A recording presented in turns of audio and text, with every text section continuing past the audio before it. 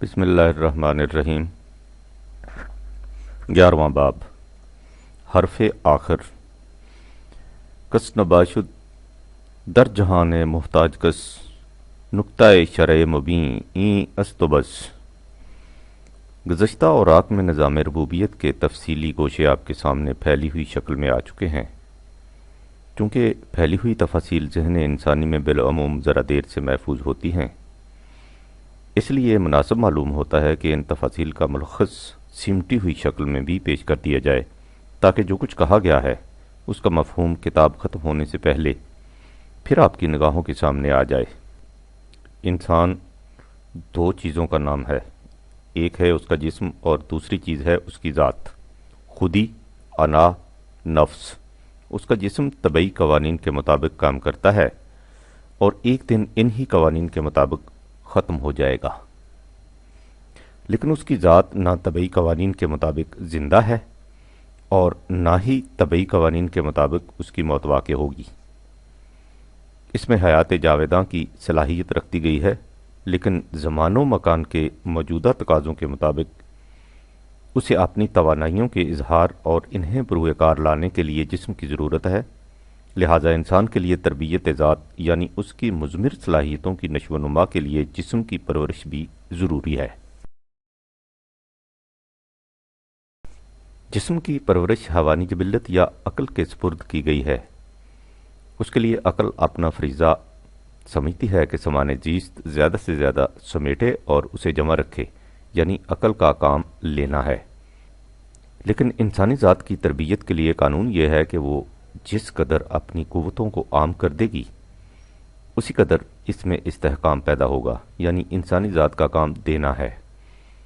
لہذا عقل اور انسانی ذات کے تقاضوں میں تضاد ہے، اسی تضاد سے ان دونوں میں کشمکش پیدا ہوتی ہے۔ اس کشمکش کا حل انسانی زندگی کا سب سے بڑا مسئلہ ہے۔ ایک گروہ نے اس کا حل یہ سوچا کہ انسان اپنی توجہ صرف تربیت ذات پر مرکوز کر دے اور عقل کے تقاضوں کو پامال کرتا جائے۔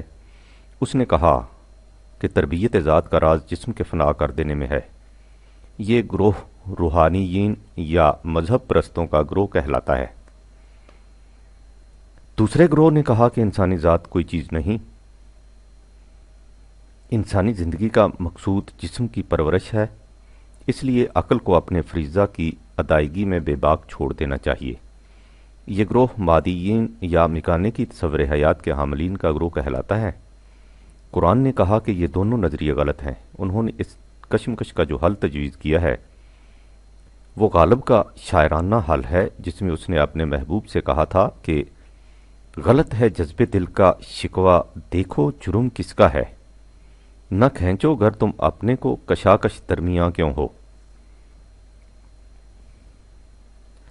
میں تمہیں اپنی طرف کھینچتا ہوں، تم کھینچ کر چلے آؤ، کشاکش ختم ہو جائے گی۔ یعنی ایک گروہ نے عقل سے کہہ دیا کہ تم جسم کے تقاضوں کا خیال چھوڑ دو، کشاکش ختم ہو جائے گی۔ دوسرے گروہ نے نفس انسانی سے کہہ دیا کہ تم اپنی ہستی کا تقاضا چھوڑ دو، کشاکش کا علاج ہو جائے گا۔ قرآن نے کہا کہ مفاہمت کا طریق غلط ہے، سر درد کا علاج سر کے کاٹ دینے میں نہیں۔ انسانی ذات کو اپنی تربیت اور اپنی توانائیوں کے اظہار کے لیے جسم کی ضرورت ہے، اس لیے جسم کی پرورش اور نگہداشت کو نظر انداز نہیں کیا جا سکتا۔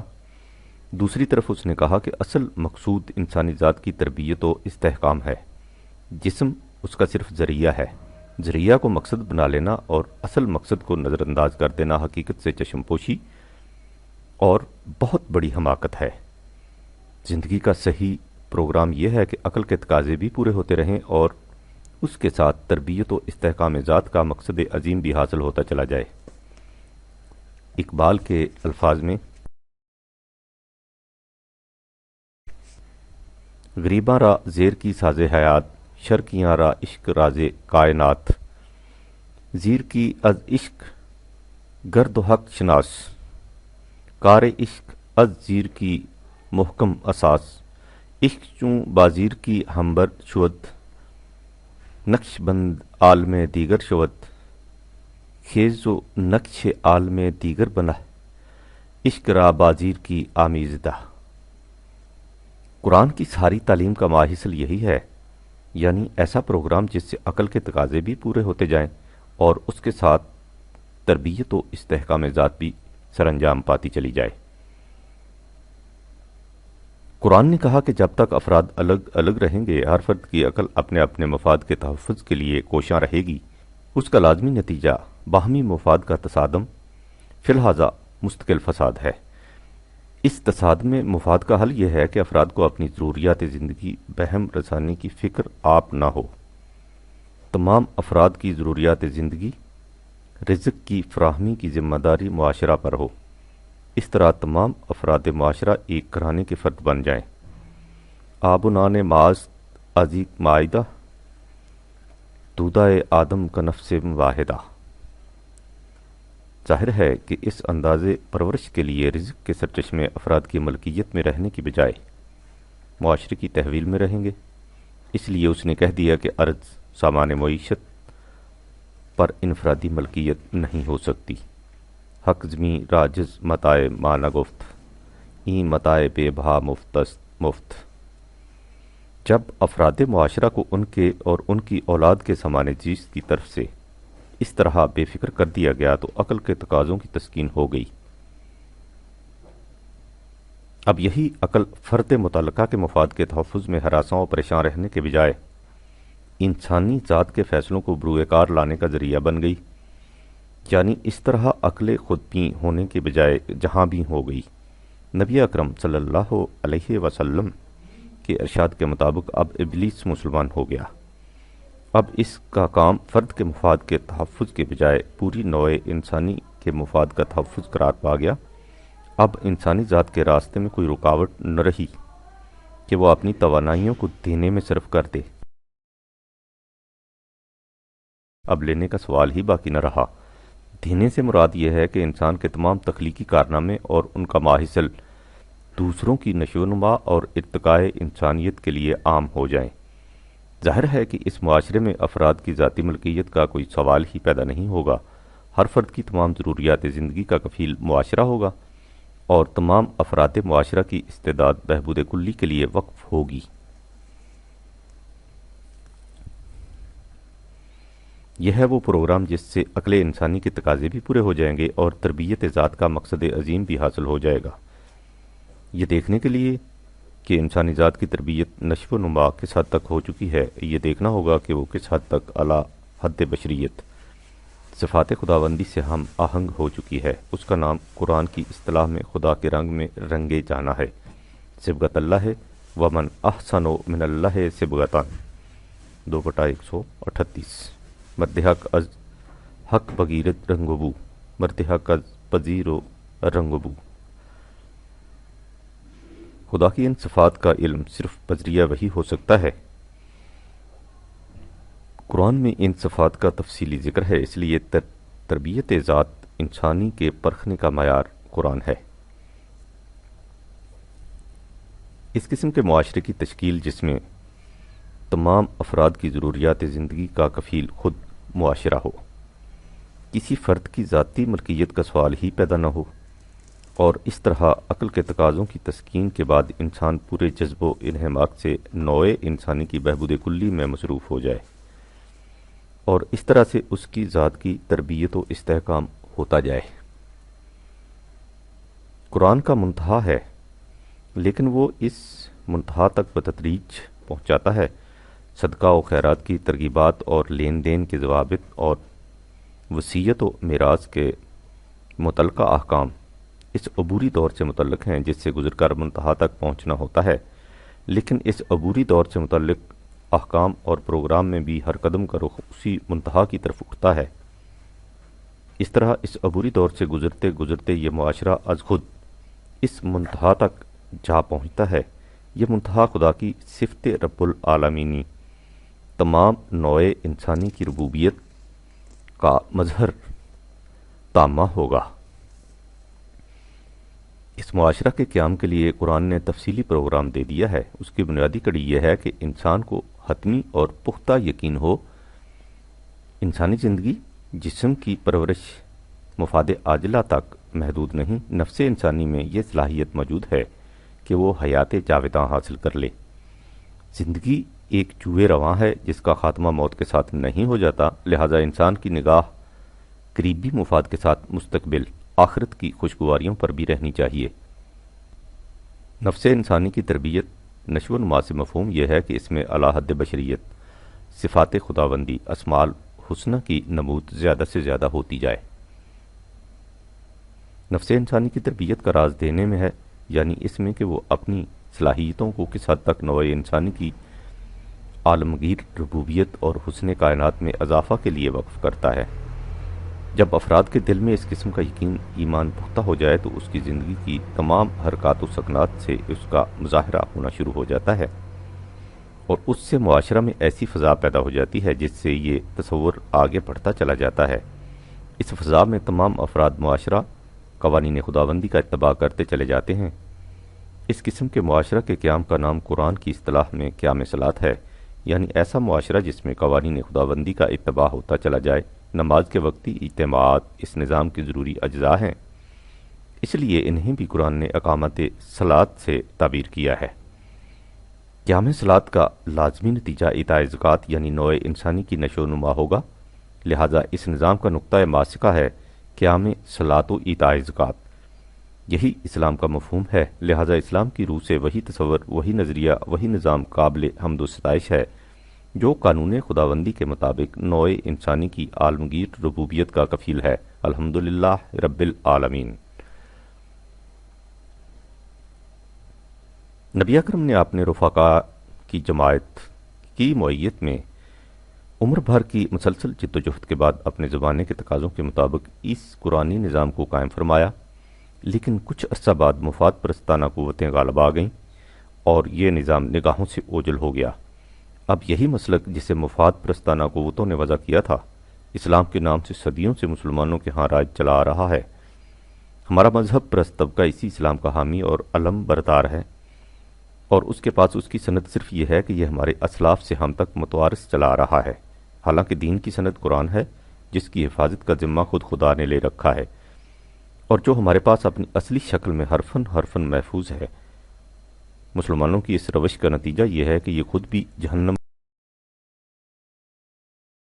کے عذاب میں مبتلا ہیں، اور ان کے ساتھ باقی دنیا بھی سکون ناآشنا۔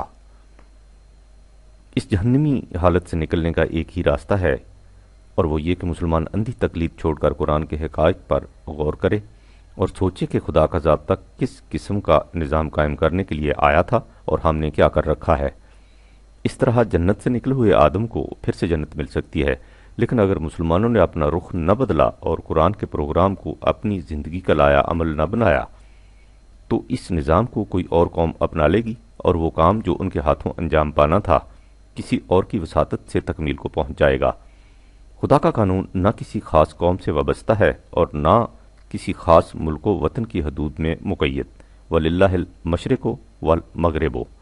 محفل ما بھی میں و بے ساکی است، ساز قرآن رانو ہا باقی است۔ زخمۂ ما بے اثر افتد اگر آسماں دارد ہزاراں زخم ور۔ ذکر حق از امتاں آمد گنی از زماں و از مکاں آمد گنی۔ ذکر حق از ذکر ہر ذاکر جداست، احتیاج روم و شام و اور کجاست۔ حق اگر از پیش ما برداردش، پیش قوم دیگر بگزاردش۔ ترسم از روزے کے محروش کنند، آتش خود بر دل دیگر زنند۔ دیکھیے قرآن اس باب میں کس قدر واضح الفاظ میں تنبیہ کرتا۔ وہ کہتا ہے کہ ہا انتم ہاؤلاء تدعون لتنفقوا فی سبیل اللہ، 57/38۔ تم وہ لوگ ہو جو اس ضابطہ پر ایمان کے مدعی ہو جو تمہیں کہتا ہے کہ تم اپنی کمائیوں کو نوع انسانی کے بہبود کلی کے لیے کھلا رکھو، اور تم کرتے کیا ہو؟ فَمِنْكُمْ مَنْ يَبْخَلُ وَمَنْ يَبْخَلْ فَإِنَّمَا يَبْخَلُ عَنْ نَفْسِهِ، 47/38۔ تم سب کچھ سمیٹ کر اپنے لیے رکھ لیتے ہو، یاد رکھو اس سے تم دوسروں کو محروم نہیں کرتے، بلکہ خود اپنے آپ کو خدا کی نعمتوں سے محروم کرتے ہو۔ تم سمجھتے ہو کہ چونکہ تم خدا کے ضابطہ پر ایمان کے مدعی ہو، اس لیے خدا اپنے اس ضابطہ کو بروئے کار لانے کے لیے تمہارا محتاج ہو چکا ہے۔ یہ کس قدر غلط خیال ہے۔ واللہ الغنی وانتم الفقراء، 47/38۔ اللہ کا قانون تمہارا محتاج نہیں، تم اس کے محتاج ہو۔ یاد رکھو وَإِن تَتَوَلُّوا يَسْتَبْدِلْ قَوْمًا غَيْرَكُمْ ثُمَّ لَيَكُونُوا أَمْثَالَكُمْ، 47/38۔ اگر تم اسی طرح گریز کی راہیں تراشتے رہے تو وہ تمہاری جگہ کوئی اور قوم لے آئے گا، اور وہ قوم تمہارے جیسی نہیں ہوگی۔ یہ ہے خدا کا اٹل قانون، جو نہ کسی کی مقدس آرزوؤں کی رعایت کرتا ہے اور نہ ہی کسی کے فریب نفس سے دھوکہ کھاتا ہے۔ لیس بامانیکم ولا امانی اہل الکتاب، 4/123۔ یہ نہ تو تمہاری آرزوؤں کے مطابق ہوتا ہے اور نہ ہی تمہارے فریب مقابل اہل کتاب کی آرزوؤں کے مطابق۔ اس کا قانون یہ ہے کہ من یعمل سوءا یجزہ ولا یجد لہ من دون اللہ ولیا ولا نصیرا، 4/123۔ جو قوم بھی ناہمواریاں پیدا کرنے والا پروگرام اختیار کرے گی وہ اس کا نتیجہ بھگتے گی۔ خدا کے قانون کے علاوہ نہ اس کا کوئی حمایتی ہوگا نہ سرپرست۔ اس کے برعکس وَمَن يَعْمَلْ مِنَ الصَّالِحَاتِ مِن ذَكَرٍ أَوْ أُنثَىٰ وَهُوَ مُؤْمِنٌ فَأُولَٰئِكَ يَدْخُلُونَ الْجَنَّةَ وَلَا يُظْلَمُونَ نَقِيرًا، 4/124۔ جس قوم کے افراد مرد ہوں یا عورت خدا کے ضابطوں کو اپنی زندگی کا نصب العین قرار دیتے ہوئے ہمواریاں پیدا کرنے والے پروگرام پر عمل پیرا ہوں گے تو اس قوم کے حصے میں جنت آئے گی اور اس میں کسی قسم کی کمی نہیں کی جائے گی۔ اب تم خود ہی سمجھ لو کہ وَمَنْ أَحْسَنُ دِينًا مِّمَّنْ أَسْلَمَ وَجْهَهُ لِلَّهِ وَهُوَ مُحْسِنٌ، 4/125۔ اس سے بہتر نظام زندگی اور کس قوم کا ہوگا جو قانون خداوندی کے سامنے جھک جائے اور توازن بدوش پروگرام کو اپنا لائحہ عمل بنا لے۔ وذالک الدین القیم، یہ ہے محکم اور متوازن نظام ربوبیت خداوندی۔ اس نظام سے جس قسم کا مثالی معاشرہ وجود میں آتا ہے اس کی تصویر اقبال نے ان الفاظ میں کھینچی ہے۔ ساکنانش در سخن شیریں چونوش، خوب روی و نرم خوی و سادہ پوش، فکر شاں بے درد و سوز اکتساب، راز دانے کیمیائے آفتاب، خدمت و مقصد علم و ہنر، کارہارا کس نمی سنجد بزر، کس دینار و درم آگاہ نیست، این بتاں را در حرم ہا راہ نیست، سخت کش دہکاں چراغش روشن است، از نہاب تہ خدایاں ایمن است، اندراں عالم نہ لشکر نہ کشوں، نہ کسے روزی خود از کشت خوں، نہ قلم در مرغدیں گیرد فروغ، از فن تحریر و تشہیر دروغ، نہ بیازاراں زبی کاراں خروش، نہ صداہائے گدایاں درد گوش، کس در این جاں سائل و محروم نیست، عبد و مولا حاکم و محکوم نیست۔ قرآن اس کا نام جنت کی زندگی قرار دیتا ہے۔ اس زندگی میں جنت اور بعد کی زندگی میں بھی جنت، اور یہی انسانی سعی و کاوش کا منتہا ہے۔ طوبیٰ لہم و حسن و مآب، وہ جنت ارض کی زندگی جس کے متعلق کو فرمایا دعواہم فیہا سبحانک اللہم، 10/10۔ اس معاشرہ میں ان لوگوں کا دعویٰ کلیم یہ ہوگا کہ خدا کے قانون سے یہ بہت بعید ہے کہ وہ تعمیری نتائج پیدا کرنے والے اعمال کو ضائع کر دے، اس لیے وہ اس یقین محکم کے ساتھ اس معاشرہ کی تنظیم اور نظام ربوبیت کی تشکیل میں ہمتاً مصروف رہیں گے۔ اس نظام کی بنیاد اس اصول پر ہے کہ اس میں ہر فرد معاشرہ دوسرے افراد کی تکمیل ذات کا آرزو مند ہوگا۔ وَتَحِيَّتُهُمْ فِيهَا سلام 10/10، اور اس طرح آخر الامر ان کا دعویٰ حقیقت بن کر سامنے آ جائے گا اور دنیا دیکھ لے گی کہ ہر قسم کی تحسین و ستائش کا مستحق یہی نظام ہے جو تمام نوع انسانی کی ربوبیت کا ذمہ دار ہے۔ وآخر دعواہم ان الحمد للہ رب العالمین 10/10۔ لیکن مجھے اس کا احساس ہے کہ مسلمان اس آواز پر بہت کم توجہ دے گا۔ اس کا سب سے بڑا اعتراض یہ ہوگا کہ یہ بالکل نئی آواز ہے، ایک نیا دین ہے۔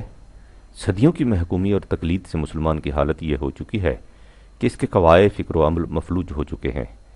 اس کے نزدیک وہی پامال راہیں پرامن ہیں جس پر سینکڑوں برس سے چلا آ رہا ہے۔ نیا تصور، نیا نظریہ، نئی روش، نئی ندرت فکر و عمل اس کے مذہب میں حرام ہے۔ ہر جدت اس کے نزدیک بدعت ہے، ہر بدعت گمراہی اور ہر گمراہی جہنم کا موجب۔ کل بدعت ضلالہ و کل ضلالہ فی النار۔ حالانکہ زندہ قوموں کی شان یہ ہے کہ صبح و شام بدلتی ہیں ان کی تقدیریں، وہ زمانے کے نئے نئے تقاضوں کے مطابق اپنے معاشرے میں نت نئے اضافے کرتی جاتی ہیں اور اس طرح ندرت فکر و عمل سے دن بدن آگے بڑھتی جاتی ہیں۔ لیکن وہی مسلمان جس کی کبھی یہ حالت تھی کہ ہر لہجہ ہے مومن کی نئی آن نئی شان، نئی بات سے اس طرح ڈراتا اور سہم جاتا ہے جس طرح قفس کا خوگر پرندہ کھلی فضا سے گھبراتا ہے۔ لیکن نئی اور پرانی کا تصور بھی ایک عجیب چیز ہے۔ جو چیز آج نئی نظر آتی ہے جب وہ معاشرہ میں رائج ہو جاتی ہے تو کچھ وقت کے بعد وہی پرانی ہو جاتی ہے، اور جو ابھی رائج نہیں ہوتی وہ نئی اور غیر مانوس نظر آتی ہے۔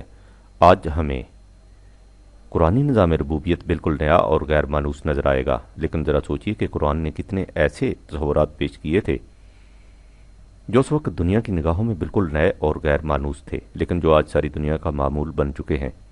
کیا یہ تصور کہ بادشاہوں کی حکومت غیر انسانی نظام ہے اس وقت کی دنیا کے لیے ایک بالکل نئی بات نہ تھی؟ کیا یہ تصور کہ پیدائش کے اعتبار سے تمام انسان مساوی ہیں اور قبائل اور ورنوں ذاتوں کی تقسیم غیر انسانی ہے بالکل نیا نظریہ نہیں تھا؟ کیا یہ عقیدہ کہ خدا اور بندے کے درمیان کسی پیشوا کی ضرورت نہیں یکسر نیا عقیدہ نہیں تھا؟ کیا یہ تصور کہ قبائل اور اقوام کی تقسیم غیر انسانی ہے اس کی جگہ تمام نوع انسانی کو ایک برادری قرار دے کر ساری دنیا میں ایک ہی آئین رائج ہونا چاہیے نیا تصور نہیں تھا؟ لیکن دیکھیے کہ ان تمام نئے تصورات کو دنیا نے ایک ایک کر کے قبول کر لیا، اور آج ان میں سے کوئی تصور بھی نیا اور غیر مانوس نہیں رہا، نہ مسلمانوں کے نزدیک اور نہ غیر مسلموں کے نزدیک۔ لیکن قرآن کے جن تصورات کو ابھی دنیا نے اپنایا نہیں وہ نئے اور غیر مانوس نظر آتے ہیں، اور اس لیے ناقابل قبول۔ ان ہی میں یہ تصور بھی ہے کہ ذاتی املاک کی بنیادوں پر معاشرہ فساد کا موجب ہوتا ہے۔ معاشرہ کا صحیح نقشہ یہ ہے کہ تمام نوع انسانی کی ربوبیت عامہ کو مقصود حیات سمجھا جائے، اسے آج نیا اور غیر مانوس تصور سمجھا جاتا ہے، اور اسی بنا پر ہماری طباع اسے قبول کرنے پر آمادہ نہیں ہوتی۔ لیکن جب دنیا اسے بھی اپنا لے گی تو یہ تصور بھی زندگی کا معمول بن جائے گا۔ لیکن اس باب میں مسلمان کی حالت بڑی تعجب انگیز ہے۔ اس کا فریضہ یہ تھا کہ یہ زمانے کے تقاضوں کا انتظار کیے بغیر صحیح نظام زندگی کو خود بھی اختیار کرتا اور اسے دنیا کے سامنے بھی پیش کرتا، لیکن اس کے برعکس اس کی کیفیت یہ ہے کہ جب دنیا زمانے کے تقاضوں فطرت کے اشاروں کے مطابق کسی تصور کو اپنانے کا قصد کرتی ہے تو یہ سب سے پہلے اس کی مخالفت کرتا ہے، اور جب اس کی مخالفت کی پرواہ نہ کرتے ہوئے اقوام عالم اسے اختیار کر لیتی ہیں تو پھر بھی یہ آہستہ آہستہ ان کی تقلید میں اس تصور کو قبول کر لیتا ہے، یعنی اس نے بہرحال تقلید کرنی ہے، امامت نہیں کرنی۔ ذرا غور کیجئے کتنا عرصہ ہوا کہ مغرب نے فطرت کے اشاروں کے ماتحت ملوکیت کے خلاف انقلابی آواز اٹھائی اور اپنے ہاں سے رفتہ رفتہ بادشاہوں کو ختم کر دیا، لیکن مسلمانوں نے اپنے بادشاہوں کو بدستور سر پر اٹھائے رکھا اور بدستور محراب و منبر سے ان کی تائید و نصرت کی دعائیں مانگتے رہے، تاکہ زمانے کے شدید تقاضوں نے خود ان کی بادشاہتوں کو الٹنا شروع کر دیا۔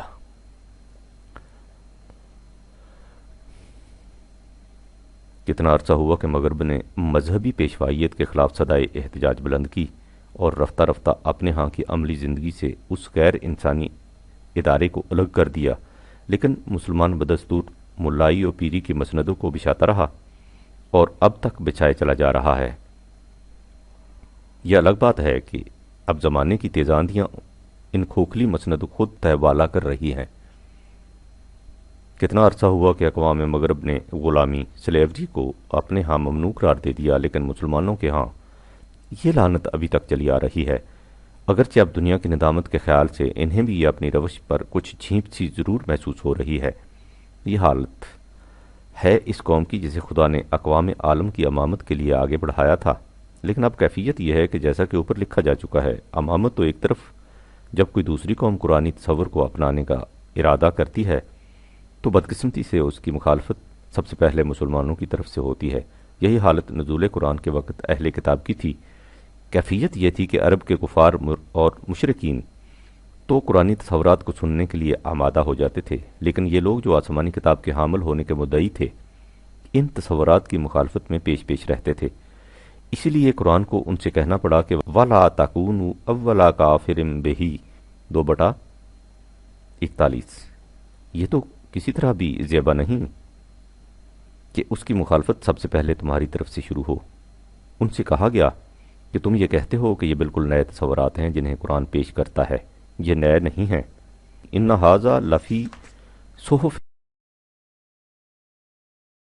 الاولی صحف ابراہیم و موسیٰ 80/18-19 نیز 53/36-40، جو صحائف قانون ان انبیاء کو دیے گئے تھے، ابراہیم و موسیٰ جن کے تم اپنے آپ کو متبع بتاتے ہو، یہ تصورات ان میں بھی موجود تھے، لیکن مشکل یہ ہے کہ تم نے ان صحائف کو پس پشت ڈال دیا اور مذہب اختیار کر لیا انسانوں کا خود ساختہ۔ اس لیے اب تمہیں وہی تصورات بالکل نئے اور غیر مانوس نظر آتے ہیں۔ ان اہل کتاب کی اسی ذہنیت کا نتیجہ تھا کہ ان میں سے بہت کم اسلام لائے، اور ان کے برعکس اہل عرب جو کسی مصطلح مذہب کے پابند نہیں تھے، رفتہ رفتہ مسلمان ہو گئے۔ بائنا ہی آج یہی حالت مسلمانوں کی ہے۔ یہ تمام تصورات قرآن کے اندر موجود ہیں، لیکن چونکہ انہوں نے قرآن کو پس پشت ڈال دیا اور مذہب اختیار کر لیا انسانوں کا خود ساختہ، اس لیے اب انہیں یہ تمام تصورات نئے نئے دکھائی دے رہے ہیں، اور اس لیے ان کی مخالفت سب سے زیادہ انہی کی طرف سے شروع ہو جاتی ہے۔ یہ بھی کہا جائے گا کہ قرآن کی یہ تعبیر روس اور چین کی اشتراکیت سے متاثر ہو کر کی گئی ہے۔ جہاں تک متاثر ہونے کا تعلق ہے، قرآن کے ایک بنیادی اصول کا سمجھ لینا ضروری ہے۔ قرآن وہ ضابطۂ حیات ہے جو خدا کی طرف سے تمام نوع انسانی کے لیے ہے، قیامت تک کے لیے مکمل اور غیر متبدل شکل میں دے دیا گیا ہے۔ انسانی معاشرہ کی کوئی ضرورت اور زندگی کا کوئی تقاضا ایسا نہیں جس کے لیے اس میں رہنمائی موجود نہ ہو، لیکن یہ ظاہر ہے کہ معاشرہ کی تمام ضرورتیں اور زندگی کے تمام تقاضے سب کے سب ایک ہی دور میں ابھر کر سامنے نہیں آ جاتے۔ جوں جوں زمانہ آگے بڑھتا جاتا ہے، زندگی کے مختلف تقاضے نکھر کر سامنے آتے جاتے ہیں۔ تاریخ اس پر شاہد ہے کہ جس تقاضے کو کسی پچھلے دور میں کوئی خاص اہمیت حاصل نہ تھی، وہی تقاضا بعد کے دور میں زندگی کا سب سے بڑا اور عالمگیر تقاضا بن گیا۔ لہٰذا قرآنی رہنمائی کی صورت یہ ہے کہ زندگی کا جو تقاضا اہمیت اختیار کر جاتا ہے لہٰذا قرآنی رہنمائی کی صورت یہ ہے کہ زندگی کا جو تقاضا اہمیت اختیار کرتا ہے، اس کے متعلق قرآنی رہنمائی ارباب فکر و نظر کے سامنے نمایاں ہو کر آ جاتی ہے۔ قرآن میں ہے سنوریہم آیاتنا فی الآفاق و فی انفسہم حتی یتبین لہم انہ الحق 41/53۔ ہم ارباب علم و بصیرت کو خود ان کی اپنی قوم میں اور بین الاقوامی آفاق زندگی کے تغیرات میں اپنی نشانیاں دکھاتے چلے جائیں گے، آنکہ رفتہ رفتہ یہ چیز ان پر آشکار ہو جائے کہ قرآن کا قانون فی الواقعہ ایک ٹھوس تعمیری نتیجہ برآمد کرنے کا پروگرام دیتا ہے۔ یہ نشانیاں جن سے قرآن کا ایک ایک قانون حقیقت ثابتہ بن کر سامنے آ جاتا ہے، قوموں کی الگ الگ اور بین الاقوامی زندگی کے تمدنی، عمرانی اور نفسیاتی تغیرات ہیں، جنہیں زمانے کے تقاضے یا فطرت کے اشارے کہا جاتا ہے۔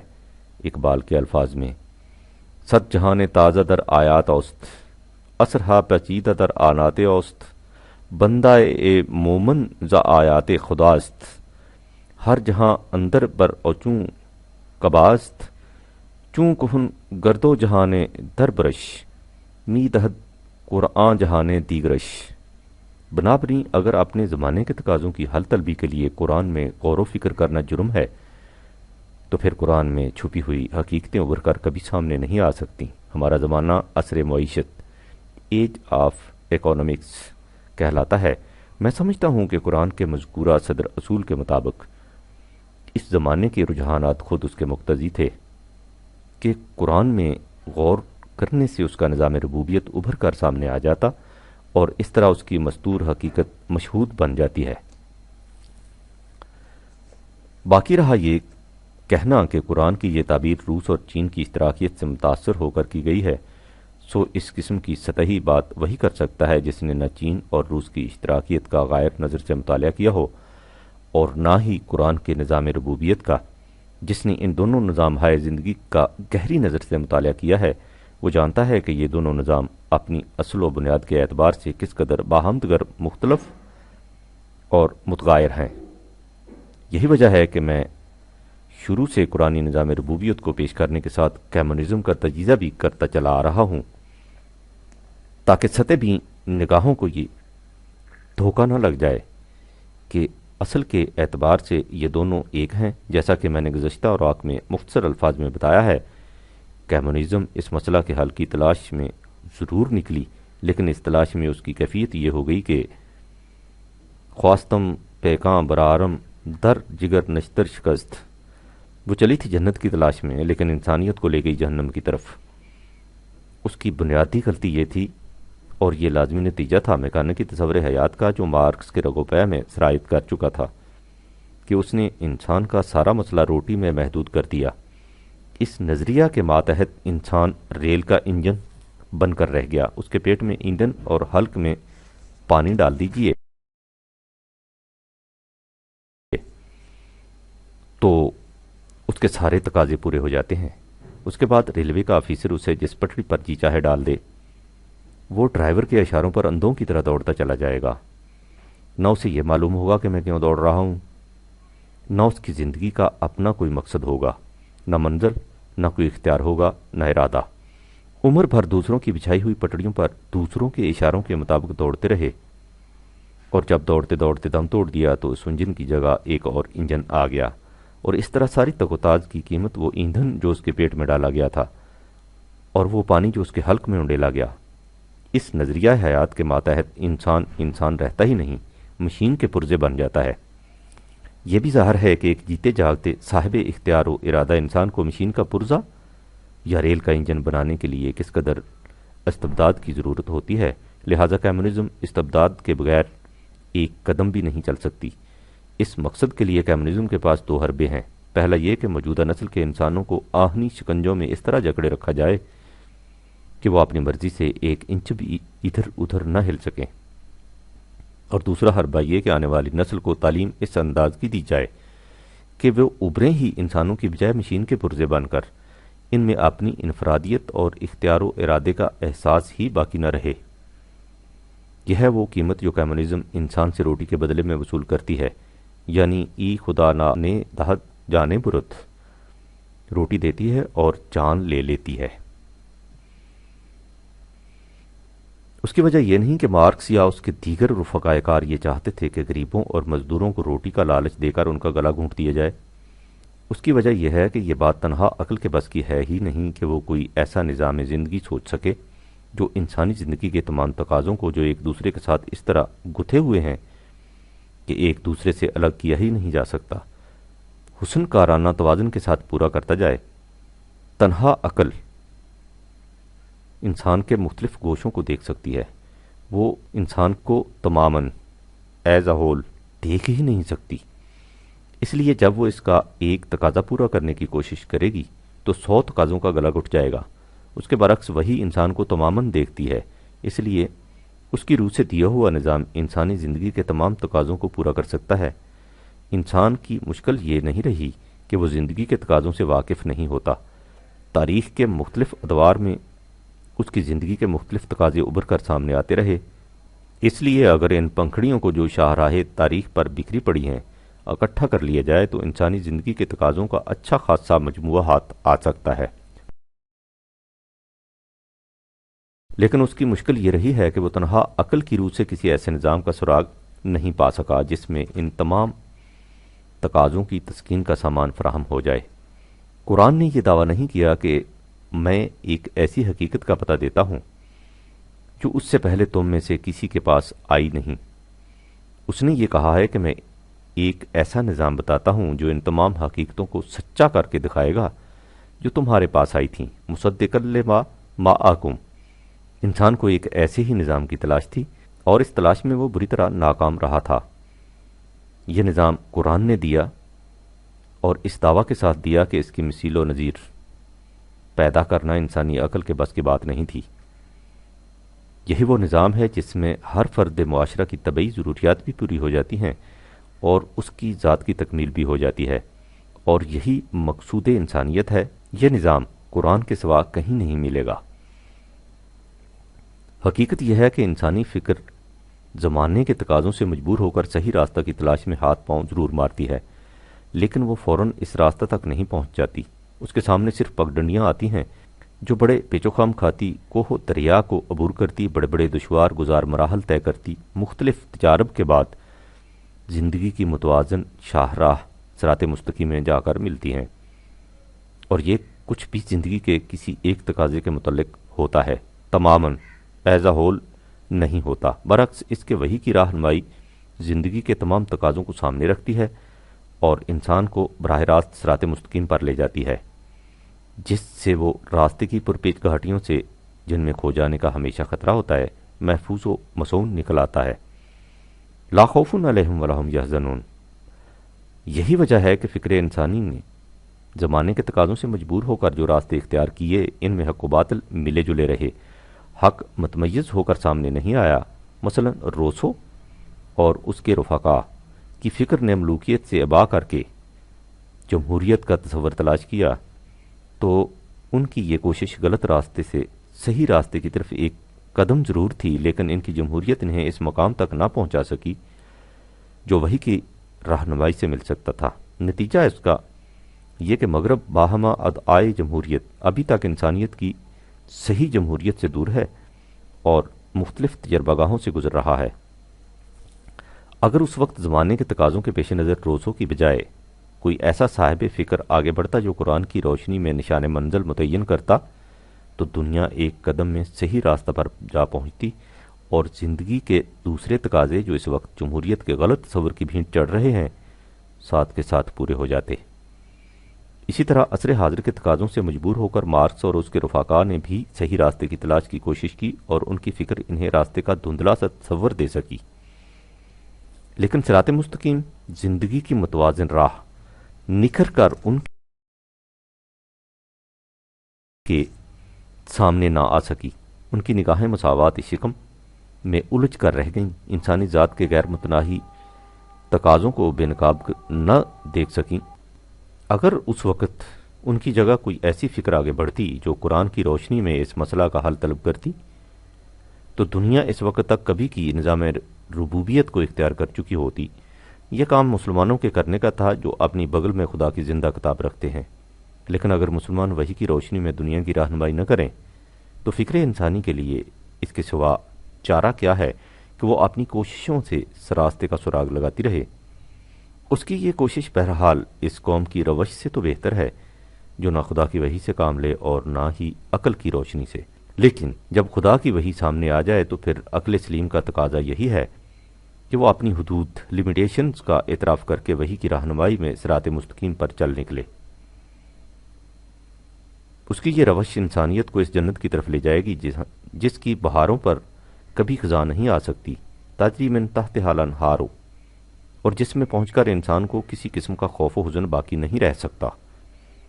میں نے یہ کوشش کی ہے کہ قرآن جس نظام کو انسانی زندگی کے تقاضوں کے لیے بطور ایک مکمل حل کے تجویز کرتا ہے، اسے عصر حاضر کے سامنے پیش کر دوں، اس امید کے ساتھ کہ وہ اپنے ذاتی امیال و عواطف سے الگ ہٹ کر علمی بصیرت اور تاریخی شواہد کی روشنی میں اس پر غور کرے، اور اس طرح اگر وہ اس نتیجہ پر پہنچے کہ اس میں واقعی انسانیت کے مصائب کا حل پوشیدہ ہے تو اس پر عملاً تجربہ کرے، اس لیے کہ کسی نظام کے نتائج مشہود شکل میں کبھی سامنے نہیں آ سکتے جب تک اس پر عملاً تجربہ نہ کیا جائے۔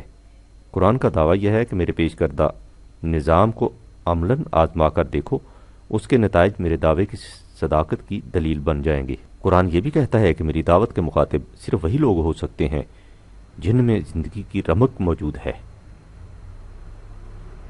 ہل تنذر من کان حیا، جن میں زندگی کی حرارت باقی نہیں، وہ اس کے نزدیک درخور تخاطب ہی نہیں۔ اس لیے جس نظام ربوبیت کا خاکہ اس کتاب میں پیش کیا گیا ہے، اس کے حیات آفری ممکنات کا اندازہ وہی لوگ کر سکیں گے جن کے قلوب میں زندہ رہنے کا ولولہ، جن کے بازوؤں میں زندگی بخش خون، اور جن کی نگاہوں میں زندگی کو مشہود دیکھنے کی آرزو ہوگی۔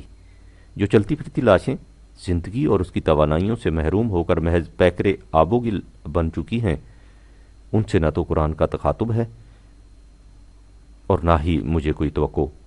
قرآن کا تو پیغام یہ ہے کہ اگر قطرہ خون داری، اگر مشتے پرے داری، بیامن باتو آموزم طریق شاہ بازی را۔ جیسا کہ پہلے لکھا جا چکا ہے، قرآن شد و مد سے پکار پکار کر کہہ رہا ہے کہ آخر کار نوع انسانی کے معاشرے کو انہی خطوط پر متشکل ہو کر رہنا ہے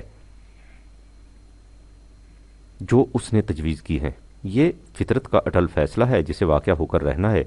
جو بڑی بڑی طاقتیں اس نظام ربوبیت کی راہ میں حائل ہوں گی، انہیں اس طرح راستے سے ہٹا دیا جائے گا جس طرح تیز و تند ہوا بڑے بڑے تناور درختوں کو جڑ سے اکھیڑ کر پرکاہ کی طرح اڑا دیتی ہیں۔ وَيَسْأَلُونَكَ عَنِ الْجِبَالِ فَقُلْ يَنسِفُهَا رَبِّي نَسْفًا 20/105۔ اور اس کے بعد میدان بالکل صاف ہو جاتا ہے۔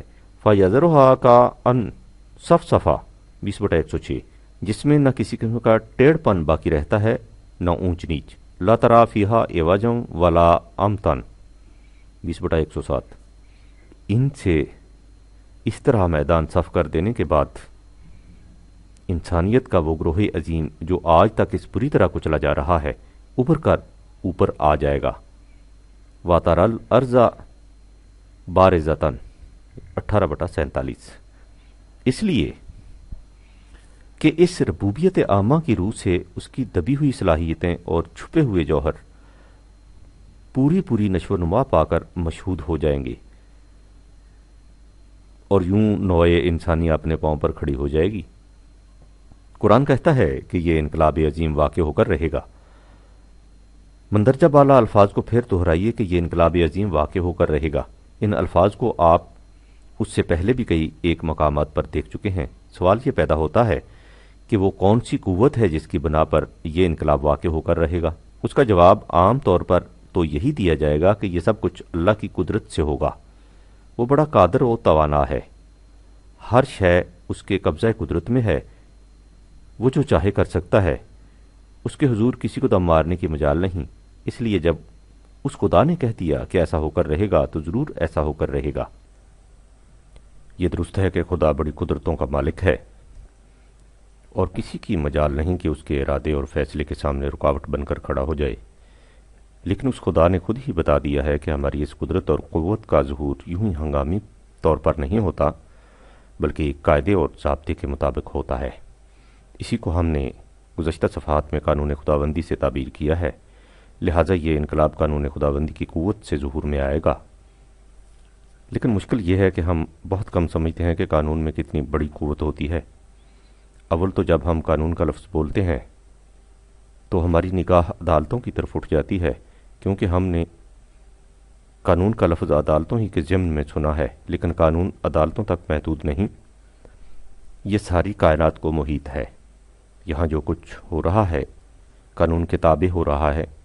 یہ بڑے بڑے اجرام فلکی اس فضائے بیکراں کی پہنائیوں میں جس نظم و ضبط کے ساتھ تیرتے پھر رہے ہیں، یہ سب قانون کی قوت سے ہے۔ سورج اسی کے زور پر ٹھیک اپنے وقت پر نکلتا اور ایک خاص راستہ طے کرتا ہوا اپنے وقت پر غروب ہو جاتا ہے۔ چاند اسی کی قوت سے بڑھنے اور سمٹنے کی منزلیں طے کرتا رہتا ہے۔ سمندر میں مد و جزر اسی کی قوت سے واقع ہوتا ہے۔ عظیم الجثہ جہاز اتنا وزن لے کر سینائے بحر پربت کی طرح اسی کے بلبوتے پر تیرتے پھرتے ہیں۔ ہوائیں اسی کے زور سے چلتی ہیں، بارش اسی کی قوت سے برستی ہے، ننھے ننھے بیجوں سے شابلوت جیسے تناور درخت قانون ہی کے زور سے ابھرتے ہیں۔ کھیتیاں اسی کی قوت سے پروان چڑھتی اور وجہ زیست بنتی ہیں۔ دھوئیں کا انجن جو اتنی لمبی گاڑیوں کو پرکاہ کی طرح اڑائے پھرتا ہے تو یہ بھی قانون ہی کے زور پر ہوتا ہے۔ بجلی جس نے آج روئے زمین کا نقشہ بدل دیا ہے، قانون کی قوت سے حرکت اور روشنی پیدا کرتی ہے۔ خود انسان کی طبعی زندگی جو صحن کائنات میں اس قدر رنگ و بو پیدا کرتی رہتی ہے، قانون ہی کے زور پر قائم ہے، غرضے کہ اس پوری کائنات میں قانون خداوندی ہی کی کار فرمائی اور اسی کی کبریائی ہے۔ قانون کے معنی ہیں if then always، یعنی اگر فلاں شرائط پوری ہو جائیں گی تو اس کا نتیجہ یہ نکلے گا اور ایسا ہمیشہ ہوگا۔ جو شخص اس کائناتی قانون کو سمجھتا ہے وہ پورے حتم و یقین کے ساتھ کہہ سکتا ہے کہ فلاں بات کا نتیجہ یہ ہوگا۔ جو ڈاکٹر مرض کی صحیح تشخیص کر لیتا ہے اور اسے اپنی دوائی کی صحت پر بھی اعتماد ہوتا ہے، وہ پورے اعتماد سے کہہ دیتا ہے کہ یہ دوائی تو گھنٹہ بھر کے بعد بخار اتر جائے گا، یعنی وہ کہہ سکتا ہے کہ ایسا ہو کر رہے گا، اس لیے کہ اسے خدا کے قانون طبعی پر یقین ہے۔ ایک ماہر فلکیات پورے یقین کے ساتھ کہہ دیتا ہے کہ آج سے 100 سال کے بعد فلاں دن فلاں وقت سورج گہن میں آ جائے گا۔ اسے قانون فلکیات پر ایسا یقین ہے کہ وہ ساری دنیا کو چیلنج دے کر کہہ دیتا ہے کہ ایسا ہو کر رہے گا۔ دور کیوں جائیے، جب ہم انگیٹھی میں کوئلہ سلگا کر اس پر پانی کی دیگچی رکھ دیتے ہیں تو پھر کس یقین کے ساتھ کہہ دیتے ہیں کہ 10 منٹ میں چائے تیار ہو جائے گی، اور چائے تیار ہو کر رہتی ہے۔ یہ ہے قانون کی قوت۔ قرآن یہ کہتا ہے کہ جس طرح خدا کا قانون خارجی کائنات میں جاری و ساری ہے، اسی طرح اس کا قانون خود انسانوں کی تمدنی اور معاشرتی دنیا میں بھی کار فرما ہے۔ یہ ہے وہ مقام جہاں سے ایک مومن اور کافر کا فرق شروع ہوتا ہے۔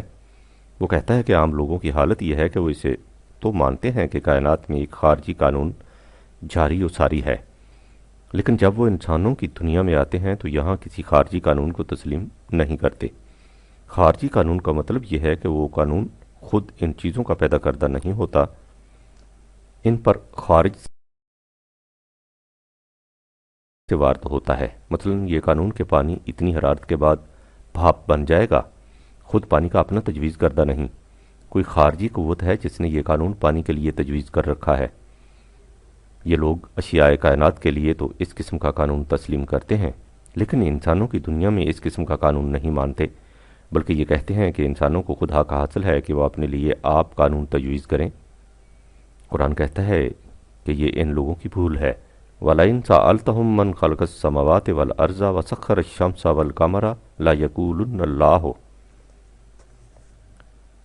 اگر تو ان سے پوچھے کہ کائنات کی پستیوں اور بلندیوں کو کس نے پیدا کیا اور کس کا قانون ہے جو سورج اور چاند کو اس طرح مسخر کیے ہوئے ہے، تو یہ بلا تعمل کہہ دیں گے کہ یہ سب خدا کے قانون سے ہوتا ہے۔ اس کے بعد وہ کہتا ہے کہ ان سے کہو کہ جب تم خارجی کائنات میں ایسے قانون کو تسلیم کرتے ہو تو انسان کی معاشرتی اور معاشی دنیا میں قانون کے لیے کسی اور طرف کیوں دیکھنے لگ جاتے ہو؟ فَأَنَّا يُؤْفَكُونَ 29/61۔ اور اسے کیوں نہیں مانتے؟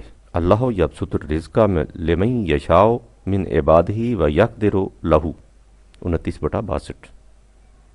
سامان زیست کی فراوانی اور تنگی بھی انسانوں کے خود ساختہ قانون کی روح سے نہیں، بلکہ اسی خدا کے قانون کی روح سے واقع ہوتی ہے، جس کا قانون کائنات میں بائی ہمہ جلال و جبروت کار فرما ہے۔ ان لوگوں کو جو خارجی کائنات میں خدا کے قانون کو تسلیم کرتے ہیں لیکن انسان کی معاشی اور تمدنی دنیا میں کسی قانون کو نہیں مانتے، قرآن کافر کہہ کر پکارتا ہے۔ اور جو لوگ خارجی کائنات میں تو خدا کے قانون کو مانتے ہیں، لیکن انسان کی معاشی اور تمدنی دنیا میں انسانوں کے خود ساختہ قانون کو مانتے ہیں، وہ انہیں مشرک قرار دیتا ہے۔ مثلا مغرب کی قومیں خارجی کائنات میں قانون کی کار فرمائی تسلیم کرتی ہیں، چنانچہ وہ ان قوانین کا علم حاصل کر کے نت نئے دن فطرت کی بے پناہ قوتوں کو مسخر کیے جاتی ہیں، لیکن وہ انسان کی تمدنی دنیا میں خدا کے قوانین کو تسلیم نہیں کرتی اور فطرت کی قوتوں کے ماحصل کو اپنی مرضی کے مطابق صرف کرتی ہیں۔ اس کا نتیجہ یہ ہے کہ یہ دنیا جہنم بن رہی ہے۔ اگر وہ انسانی دنیا میں بھی خدا کے قوانین کو راج کر لیں تو یہی دنیا جنت کا نمونہ بن جائے۔ کائناتی قوانین اور انسانی دنیا سے متعلق قوانین میں فرق یہ ہے کہ کائناتی قانون ہر شے کے رگ و پے میں از خود جاری و ساری ہے اور کسی شے کو اس کا اختیار نہیں کہ وہ اس قانون کی خلاف ورزی کر سکے۔ اس کے برعکس انسانی زندگی سے متعلق قانون وحی کے ذریعے ملتا ہے۔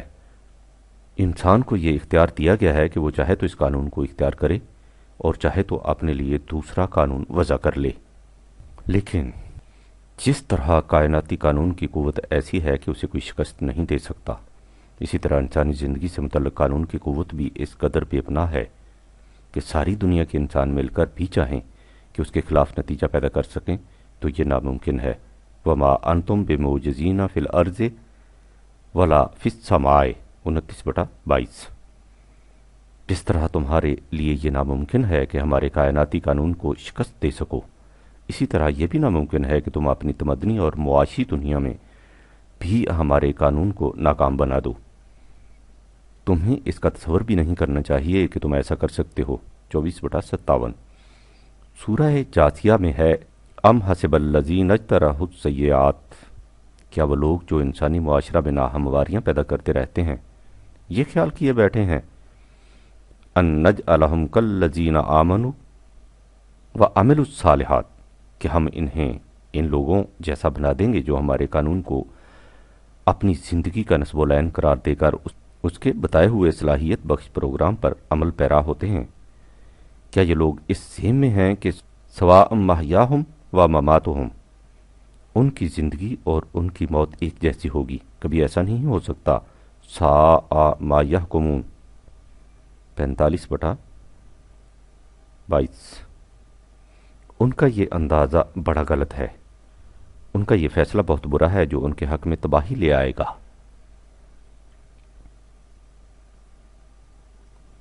اس کے بعد اس کی دلیل بھی دی ہے،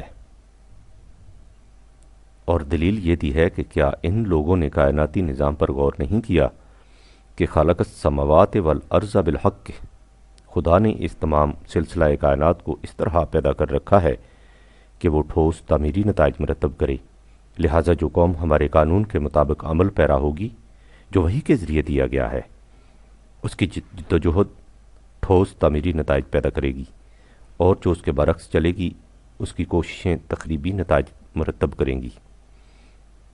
اگر تم سمجھتے ہو کہ تم اس قانون کی خلاف ورزی کر کے اپنے لیے خوشگوار نتائج مرتب کر لو گے تو اس خیال خام کو جتنی جلدی اپنے دل سے نکال سکو نکال دو۔ ایسا ہرگز نہیں ہوگا۔ یہ سارا سلسلہ کائنات اسی لیے سرگرم عمل ہے۔ لِتُجْزَى كُلُّ نَفْسٍ بِمَا كَسَبَتْ وَهُمْ لَا يُظْلَمُونَ 45/22، تاکہ ہر ایک کو اس کے اعمال کے نتائج ملیں اور اس میں کسی قسم کی کمی بیشی نہ ہونے پائے۔ وہ کہتا ہے کہ جاؤ تاریخ کے اوراق کو الٹ کر دیکھو کہ کم قسمنا من قریۃ کانت ظالمۃ، ہم نے کتنی ایسی قوموں کو تباہ کر دیا جو حقوق انسانیت میں کمی کیا کرتی تھیں۔ وَأَنشَأْنَا بَعْدَهَا قَوْمًا آخَرِينَ 21/11، اور ان کے بعد ہم نے دوسری قوموں کو اٹھا کھڑا کیا۔ ان تباہ ہونے والی قوموں کی حالت یہ تھی کہ فَلَمَّا أَحَسُّوا بَأْسَنَا إِذَا هُمْ مِنْهَا يَرْكُضُونَ، جب انہوں نے اس تباہی کو اپنے سامنے محسوس شکل میں دیکھا تو اس سے بھاگنے لگے، لیکن ہمارے قانون نے انہیں للکار کر پکارا اور کہا لا ترکضوا، یہیں کھڑے رہو، اب تم بھاگ کر کہاں جا سکتے ہو۔ ورجعوا الی ما اترفتم فیہ و مساکنکم، تم نے دوسروں کی کمائی سے اپنے لیے جو سامان عیش فراہم کر رکھا تھا اور ایسے ایسے سرپ فلک محلات تعمیر کر رکھے تھے، ان کی طرف لوٹ کر چلو۔ لعلکم تسألون 21/13، تاکہ تم سے پوچھا جائے کہ تم نے یہ کچھ کہاں سے لیا تھا اور تمہیں کیسے حق پہنچتا تھا کہ تم دوسروں کی کمائی پر عیش اڑاؤ۔ آپ اس آخری ٹکڑے لعلکم تسألون پر غور کیجئے۔ جب کوئی گروہ اتنی طاقت فراہم کر لیتا ہے کہ اس کا کوئی مقابلہ نہ کر سکے تو وہ جو جی میں آئے کرتے ہیں، اس لیے کہ انہیں اطمینان ہوتا ہے کہ ہم سے کون پوچھنے والا ہے۔ ان کی قوت ازمنائے مظلمہ کے کسی ہلاکو خان کی وحشت و بربریت کی شکل اختیار کرے، یا ہمارے دور تہذیب و تمدن کی جمہوریت میں 51 ووٹ کی میجورٹی کے لباس میں سامنے آئے۔ خیال ہر جگہ یہی غالب ہوتا ہے کہ اب ہمیں کون پوچھنے والا ہے۔ قرآن کہتا ہے کہ ان کا یہ ذم باطل ہے، ان کا فیصلہ قانون بن جاتا ہے جس کے بعد انہیں پوچھنے والا کوئی نہیں رہتا۔ ان کا جو فیصلہ بھی ہو اس کے نتائج ہمارے قانون کے مطابق مرتب ہوں گے۔ جس طرح اگر ان کی اکثریت 51 نہیں بلکہ 99 کی ہو، اکثریت یہ فیصلہ کر دے کہ آج سے سنکھیا ممد حیات سمجھا جائے گا، تو اس سے ہمارا یہ قانون کہ سنکھیا زہر قاتل ہے بدل نہیں جائے گا۔ سنکھیا اپنا اثر ان کے فیصلے کے مطابق نہیں کرے گا بلکہ ہمارے قانون کے مطابق کرے گا۔ اسی طرح اگر ان کا گروہ غالب یہ فیصلہ کر دے کہ ان کا حق ہے کہ دوسرے محنت کریں اور یہ عیش اڑائیں، تو اس کا مطلب یہ نہیں کہ ان کے اس فیصلے کے نتائج ان کی مرضی کے مطابق مرتب ہونے لگ جائیں گے۔ یہ جو جی میں آئے فیصلہ کرتے رہیں، نتائج تو خدا کے قانون کے مطابق ہی مرتب ہوں گے۔ اسی کا نام باز پرس ہے۔ چنانچہ اس گروہ کے متعلق کہا گیا ہے انہم مسئولون 37/24۔ یہ سمجھتے ہیں کہ ان سے کوئی پوچھنے والا نہیں۔ یہ غلط ہے۔ ہمارا قانون مکافات ان سے پوچھے گا، یہ اس کے احاطے سے باہر جا ہی نہیں سکتے۔ وَإِنَّ جَهَنَّمَ لَمُحِيطَةٌ بِالْكَافِرِينَ 29/54۔ ان کے اعمال کے انسانیت سوز نتائج انہیں چاروں طرف سے گھیرے ہوئے ہیں، یہ اس کی نگاہوں سے اوجل نہیں ہے۔ وَمَا هُمْ عَنْهَا بِغَائِبِينَ 82/16۔ یہ لوگ اپنے فیصلے کرنے کے بعد بڑے فخر سے اتراتے ہیں اور کہتے ہیں کہ دیکھو ہمارا کوئی کچھ نہیں بگاڑ سکتا، لیکن انہیں اس کا علم نہیں کہ خدا کا قانون مکافات انہیں چاروں طرف سے گھیرے ہوئے ہے۔ بل الذين كفروا في تكذيب والله من ورائهم محيط 85/19-20۔ یہ لوگ جو ہمارے قانون سے انکار کرتے ہیں خوش ہوتے ہیں کہ ہم نے اس قانون کو غلط ثابت کر دیا، لیکن ہمارا قانون انہیں اس کے باوجود چاروں طرف سے گھیرے ہوتا ہے، یعنی نتائج آخر الامر اس قانون کے مطابق مرتب ہوتے ہیں۔ یہ ہے قانون کی وہ قوت جس کی بنا پر پورے حتم و یقین سے کہا جاتا ہے کہ یہ انقلاب آ کر رہے گا، بلا شک و شبہ آ کر رہے گا۔ إن الساعة لآتية لا ريب فيها ولكن أكثر الناس لا يؤمنون 40/59۔ جس مقام پر آ کر انسان فریب کھا جاتا ہے وہ یہ ہے کہ قانون طبعی کی خلاف ورزی کرنے کے نتائج فوراً محسوس ہو جاتے ہیں۔ آگ میں انگلی ڈالنے سے اس کا نتیجہ فوراً محسوس شکل میں سامنے آ جاتا ہے، لیکن خدا کے مقرر کردہ معاشرتی قوانین کی خلاف ورزی کے نتائج کو انسان فوری طور پر محسوس نہیں کرتا، اس لیے اس پر یقین نہیں رکھتا۔ وَلَكِنَّ أَكْثَرَ النَّاسِ لَا يُؤْمِنُونَ 40/59۔ یہ ہے وہ مقام جہاں ایمان کی ضرورت ہوتی ہے، یعنی اس حقیقت پر یقین رکھنے کی ضرورت کہ کائنات میں کوئی اندھی قوت کام نہیں کر رہی، بلکہ یہاں ایک ایسی ذات کا قانون کار فرما ہے جو حکیم ہے، خبیر ہے، علیم ہے، سمیع ہے، بصیر ہے۔ یہ قانون جس طرح خارجی کائنات میں جاری و ساری ہے اسی طرح انسانوں کی تمدنی اور معاشی دنیا میں بھی اسی کی کبریائی ہے۔ لہذا جو نظام قانون خداوندی کے مطابق قائم ہوتا ہے وہ زندگی کی خوشگواریوں کا حامل ہوتا ہے، جو اس کے خلاف جاتا ہے اس کا نتیجہ تباہی اور بربادی ہوتا ہے۔ ہو نہیں سکتا کہ قوت اس اٹل قانون کو شکست دے سکے، یعنی نظام تو خلاف قانون خداوندی قائم کرے اور اس کا نتیجہ زندگی کی خوشگواریاں اور شادابیاں ہوں۔ قرآنی تصور حیات سے وہ نظام جس کا نتیجہ تباہیاں ہوتا ہے اس نظام میں تبدیل ہو جاتا ہے جس کا نتیجہ عالمگیر خوشگواریاں ہوتا ہے۔ اس تبدیلی کو آسمانی انقلاب کہا جاتا ہے۔ انقلاب کے معنی یہ ہیں کہ انسانوں کے خود ساختہ نظام نے جو بساط بچھا رکھی ہے اس کی جگہ صحیح نظام رائج ہو جائے۔ ان دونوں نظاموں کے تفصیلی تقابل کے لیے ایک جداگانہ تصنیف کی ضرورت ہے، لیکن اگر آپ غور سے دیکھیں گے تو ان کے نمایاں خط و خال حسب ذیل نظر آئیں گے۔ انسانوں کے خود ساختہ نظام میں ہمیشہ ایک طبقہ ایسا رہا ہے جو خود کچھ نہیں کرتا اور دوسرے انسان ان کا تمام بوجھ اٹھاتے ہیں۔ پھر لطف یہ کہ بجائے اس کے کہ بھکاریوں کا یہ طبقہ اپنے آپ کو حقیر و ذلیل سمجھے، یہ معاشرہ میں سب سے اونچے مقام پر متمکن رہتا ہے۔ ان میں سے کچھ لوگ اقتدار کی کرسیاں سنبھال لیتے ہیں اور دوسرے لوگ مذہبی پیشوائیت کی مسندوں پر براجمان ہو جاتے ہیں۔ لا یاکلون اموال الناس بالباطل 9/34، تاکہ عوام کی محنت کی کمائی کھاتے رہیں اور تخریبی نتائج پیدا کرتے رہیں۔ صحیح نظام ربوبیت میں اس قسم کا کوئی طبقہ نہیں رہے گا۔ اس میں کوئی کسی دوسرے کا بوجھ نہیں اٹھائے گا۔ لا تازر وزرۃ وزر اخرى 53/38، ہر ایک کو اپنا بوجھ آپ اٹھانا ہوگا۔ غلط نظام میں ایک طبقہ ایسا ہوتا ہے جو محض روپیہ لگاتا ہے، انویسٹ کرتا ہے اور خود کوئی کام نہیں کرتا، دوسرے لوگ کام کرتے ہیں اور ان کی محنت کا بہترین حصہ اس کے گھر آ جاتا ہے۔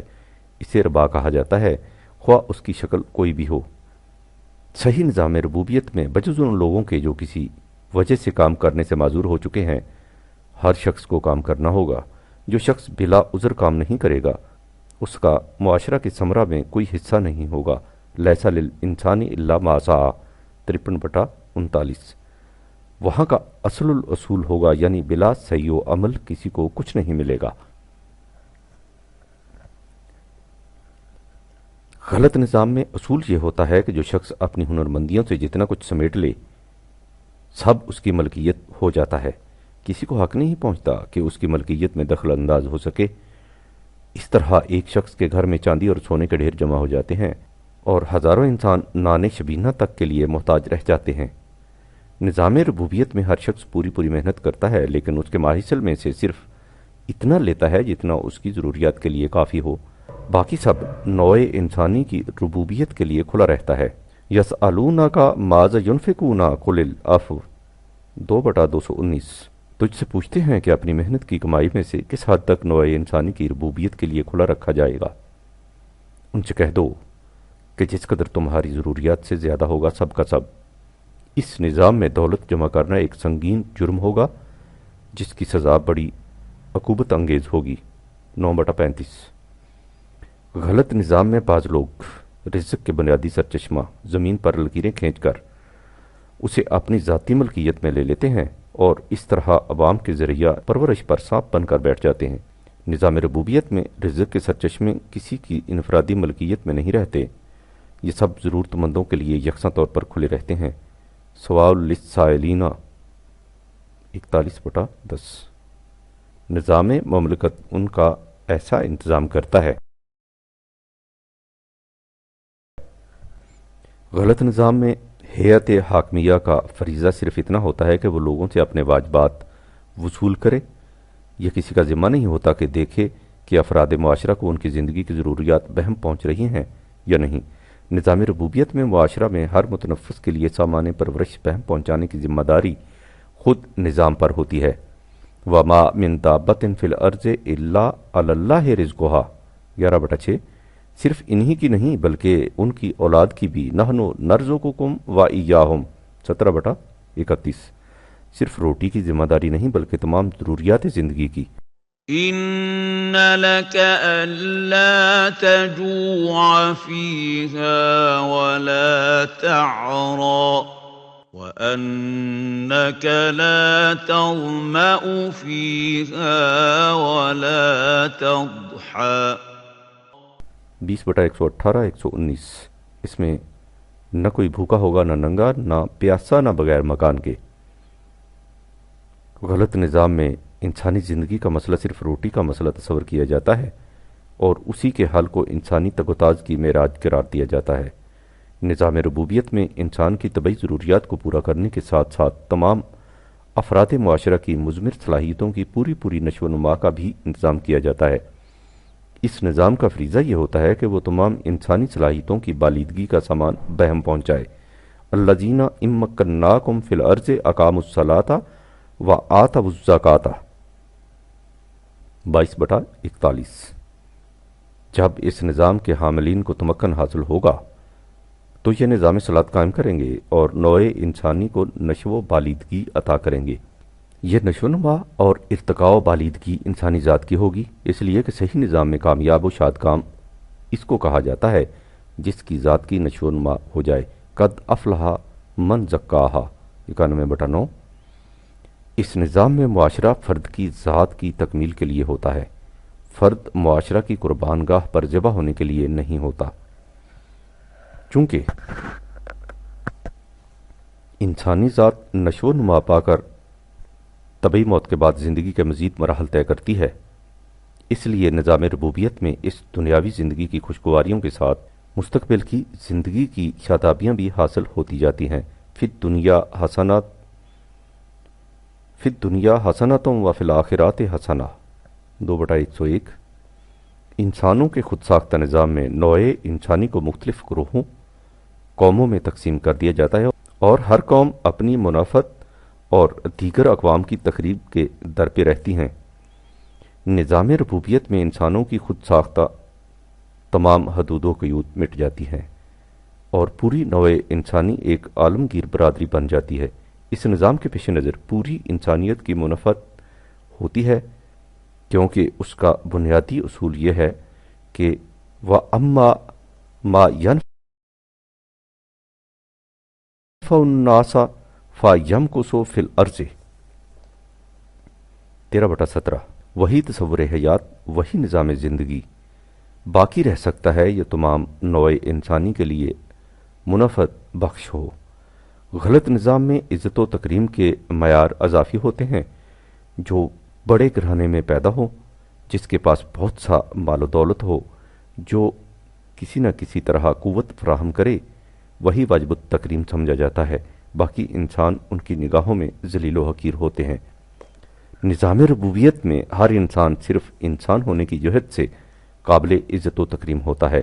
وَلَقَدْ كَرَّمْنَا بَنِي آدَمَ 17/7۔ ہم نے ہر فرزند آدم کو واجب الاحترام بنایا ہے۔ عزت و تکریم کے مدارج کا فرق بھی اس معیار کے مطابق ہے کہ جو شخص اپنی ذمہ داریوں کو سب سے زیادہ پورا کرتا ہے وہ سب سے زیادہ عزت کا مستحق قرار پاتا ہے۔ اِنَّ أَكْرَمَكُمْ عِندَ اللَّهِ أَتْقَاكُمْ 49/13۔ اور سب سے آخر یہ کہ انسانی ذہن نے جو نظام بھی قائم کیا اس میں ہمیشہ یہ حالت رہی کہ ایک گروہ نے قانون بنانے کا کام اپنے ہاتھ میں لیا اور دوسرا گروہ ان کے بنائے ہوئے قوانین کی اطاعت پر مجبور قرار دیا گیا۔ ہیئت حاکمیہ، قانون بنانے والی قوت، خواہ عصر قدیم کی شہنشاہیت ہو یا عصر حاضر کی جمہوریت، ہر جگہ یہی اصول کار فرما نظر آئے گا۔ ایک گروہ پر دوسرے گروہ کے احکام و قوانین کی اطاعت لازم آتی ہے۔ حکومت کسی انداز کی ہو، اس میں حاکم اور محکوم کی تمیز ضروری ہوتی ہے۔ نظام ربوبیت میں انسانوں کی حکومت کا تصور ہی باقی نہیں رہتا، اس لیے کہ اس میں وہ اصولی قوانین جن کے تابع زندگی بسر کرنا تمام انسانوں کے لیے ضروری ہے خود خدا کے متعین کردہ ہوتے ہیں، اور کسی انسان کو یہ حق نہیں پہنچتا کہ وہ کسی دوسرے انسان سے اپنا حکم منوائے۔ ما كان لبشر أن يؤتيه الله الكتاب والحكم والنبوة ثم يقول للناس كونوا عبادا لي من دون الله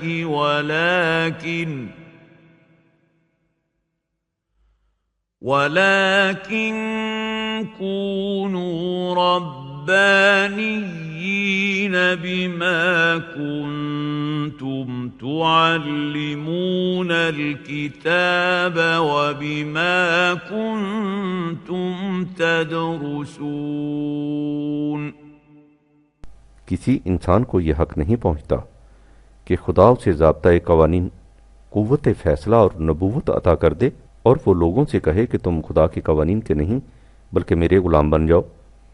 اس نظام میں جو گروہ ان اصولی قوانین کی جزیات قوم کے مشورے سے مرتب کرے گا اور انہیں نافذ کرے گا، وہ سب سے پہلے خود ان احکام کی اطاعت کرے گا اور کہے گا کہ انا اول المسلمین 6/164، سب سے پہلے میں خود ان کی اطاعت کرتا ہوں۔ یہ ہے وہ نظام ربوبیت جس میں کسی انسان پر کسی قسم کا جبر و استبداد نہ ہوگا، لا اکراہ فی الدین 2/256، اور جس میں ہر فرد اپنے ذاتی تجربہ کے بعد کہہ سکے گا کہ قصدریں جا سائل و محروم نیست، اب تو مولا حاکم و محکوم نیست۔ یہ ہے وہ نظام جو اس عرض پر انسانی معاشرہ کا منتہا ہے اور جس کے متعلق پورے حتم و یقین کے ساتھ کہا گیا ہے کہ یہ قائم ہو کر رہے گا۔ جس طرح یہ نظام دنیا کے ہر نظام سے نرالا ہے، اسی طرح اس نظام کو قائم کرنے کے لیے جو انقلاب پیدا کیا جاتا ہے اس کا طریق بھی باقی انقلابات سے بالکل انوکھا ہے۔ دنیا میں جو معاشی انقلاب عام طور پر برپا کیا جاتا ہے اس کی دعوت کا نعرہ یہ ہوتا ہے کہ دنیا میں کسی ضرورت مند کی کوئی ضرورت رکی نہ رہے۔ ظاہر ہے کہ دنیا میں اگر 99% ہی نہیں تو کم از کم 90% لوگ ایسے ہیں جن کی کوئی نہ کوئی ضرورت رکی رہتی ہے۔ انہیں عرف عام میں ہیو ناٹس کہا جاتا ہے، اور 1% نہیں تو زیادہ سے زیادہ 10% لوگ شاید ایسے ہوں گے جن کے پاس سب کچھ فراوانی سے موجود ہوگا۔ اندری حالات جو انقلاب اس آواز کو لے کر اٹھے کہ اس میں ہر ضرورت مند کی ضروریات پوری ہو جائیں گی، دنیا کی 90% آبادی خود بخود اس کے ساتھ ہوگی۔ اس کے لیے اس سے زیادہ کچھ کرنے کی ضرورت ہی نہیں کہ ان سے کہہ دیا جائے کہ اٹھو اور آگے بڑھ کر ان لوگوں سے جن کے پاس کثرت سے دولت موجود ہے سب کچھ چھین لو، تمہارا کوئی کچھ نہیں بگاڑ سکتا۔ حقیقت یہ ہے کہ یہ ضرورت مند لوگ اس کے لیے ہر وقت تیار رہتے ہیں کہ موقع ملے تو دولت مندوں کا سب کچھ چھین لیا جائے۔ یہ تو قانون کی زنجیریں ہیں جو انہیں اس چھینا چھپٹی سے روکے رکھتی ہیں۔ اگر ان سے کوئی کہہ دے کہ ان زنجیروں کو توڑ کر باہر نکلاؤ، اس کے نتائج کے ہم ذمہ دار ہیں، تو یہ ایک رات میں انقلاب یعنی فساد برپا کر دیں گے۔ یہی آواز تھی جو مارکس نے بلند کی۔ اس کا نعرہ یہ تھا کہ دنیا کے مزدوروں اکٹھے ہو جاؤ، اس انقلاب میں اگر تم سے کچھ چھنے گا تو صرف وہ زنجیریں چھنیں گی جن میں تم اس وقت جکڑے ہوئے ہو، اس سے زیادہ تمہارے ہاتھ سے کچھ نہیں جائے گا۔ لیکن سوچئے کہ اس قسم کے انقلاب کے بعد ہوگا کیا؟ آپ نے ان ضرورت مندوں کو آواز دی، وہ آپ کی آواز پر اٹھ کھڑے ہوئے، انہوں نے دولت مندوں کی دولت چھین لی اور اس طرح دیکھ لیا کہ اس انقلاب میں انہیں کچھ ملا ہی نہیں، ان کے ہاتھ سے گیا کچھ نہیں۔ وہ ہنوز اس لوٹ سے فارغ بھی نہ ہونے پائے تھے کہ آپ نے ان سے کہا کہ اٹھو، کام کرو۔ پہلے تو انہیں یہی چیز ناگوار گزرے گی، وہ کہیں گے کہ اگر ہم نے وہی محنت مزدوری کرنی تھی تو اس انقلاب کا فائدہ کیا تھا؟ لیکن جب وہ تون و کرہن کچھ کام کریں گے تو آپ ان سے کہیں گے کہ تم نے جس قدر اپنی ضروریات سے زیادہ کمایا ہے وہ ہمارے حوالے کر دو تاکہ اسے ان لوگوں پر صرف کیا جائے جو زیادہ کمانے کی صلاحیت نہیں رکھتے۔ سوچئے کہ وہ اس پر کس طرح آمادہ ہو سکیں گے۔ وہ کہیں گے کہ آپ نے یہ کہہ کر ہمیں دعوت انقلاب دی تھی کہ اس سے تمہیں ملے ہی گا، تمہارے ہاتھ سے جائے گا کچھ نہیں، لیکن اب آپ کہتے ہیں کہ ہمیں کام بھی کرنا ہوگا اور اپنی محنت کی کمائی سے بیشتر حصہ دینا بھی ہوگا۔ ہم آپ کے ساتھ کچھ لینے کے لیے ہوئے تھے، دینے کے لیے نہیں۔ غور کیجیے کہ اس طرح آپ نے پھر وہی طبقہ پیدا کر دیا جو دوسروں کو کچھ دینے کے لیے تیار نہ تھا۔ ان کا مقصد زندگی لینا ہی لینا تھا۔ اب اس طبقہ کے خلاف بھی آپ کو وہی کچھ کرنا ہوگا جو آپ پہلے سرمایہ دار طبقہ کے خلاف کر چکے ہیں، یعنی استبداد۔